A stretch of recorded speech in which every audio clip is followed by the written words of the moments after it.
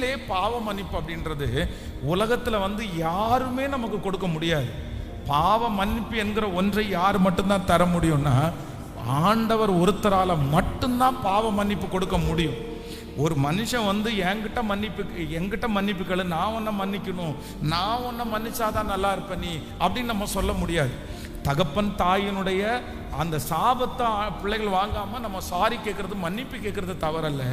ஆனால் ஒன்று நினைத்து கொள்ளுங்கள், நம்முடைய குற்றங்களை நாம் மறைப்போமானால், நம்முடைய பாவத்தை நம்ம மறைப்போமானால் தன் பாவங்களை மறைக்கிறவன் வாழ்வடைய மாட்டான்.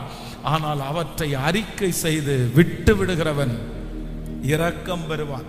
அதனால ஆண்டவரிடத்துல அறிக்கை செய்யலாம். ஆனா ஒரு காலத்துல யாரிடத்துல அறிக்கை செய்யக்கூடாதுன்னா மனுஷங்களிடத்துல அறிக்கை செய்யவே கூடாது. சிலர் வந்து அப்போ அட் பிரசன்ட் அவங்க செய்யற பாவத்தை சொல்ல மாட்டாங்க, ஆனா முன்னாடி செய்த பாவத்தை எல்லாம் சொல்லுவாங்க. நான் இந்த மாதிரி நான் படிக்கும்போது எப்படி இருந்தேன் தெரியுமா, நான் காலேஜில் இருக்கும்போது எப்படி இருந்தேன், நான் ஸ்கூல்ல இருக்கும்போது எப்படி இருந்தேன், நான் சின்ன வயசுல இந்த தப்பை பண்ணினேன்.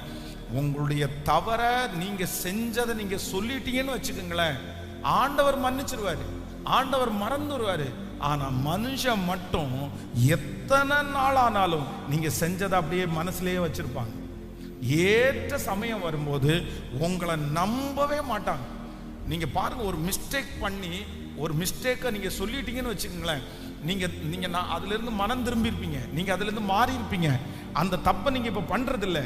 ஆனா எத்தனை வருஷம் ஆனாலும் நீங்க சொன்னீங்க பாருங்க, அந்த நபருக்கு மனசுல ஒண்ணு இருக்கும், ஒருவேளை என்னதான் இருந்தாலும் அவனுக்கு இந்த மாதிரி ஒரு ஹிஸ்டரி இருக்குல்ல, இந்த மாதிரி ஒரு விஷயம் இருக்குல்ல, அன்னைக்கு விழுந்த அவன் இன்னும் திருப்பி விழமாட்டான்னு என்ன நிச்சயம் இருக்குது. அதனால கொஞ்சம் கேர்ஃபுல்லா தான் அவன்கிட்ட இருக்கணும். ஏன்னா நம்ம மாறினா கூட நம்பாத ஒரு உலகம் தான் இந்த உலகம்.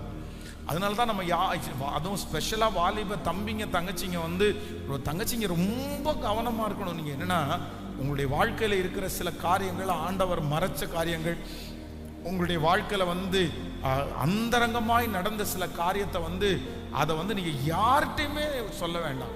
இல்ல இன்னொருத்தரிடத்துல சொன்னாதான் எனக்கு பாரம் குறையும், இன்னொருத்தரிடத்துல பேசினா அவங்க கவுன்சிலிங் கொடுப்பாங்க, அப்படியெல்லாம் அது தெரியாத ஒரு ஆள் உங்களுக்கும் அவங்களுக்கு சம்பந்தமே இல்லை, அந்த மாதிரினா கூட பரவாயில்ல.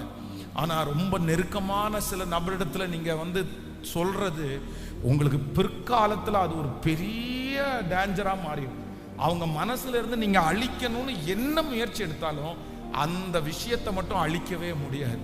ஆனா நான் நம்புறேன், நம்முடைய குற்றங்களை மன்னித்த ஒரு தேவன் நம்மோடு கூட இருக்கிறார். ஹல்லேலூயா.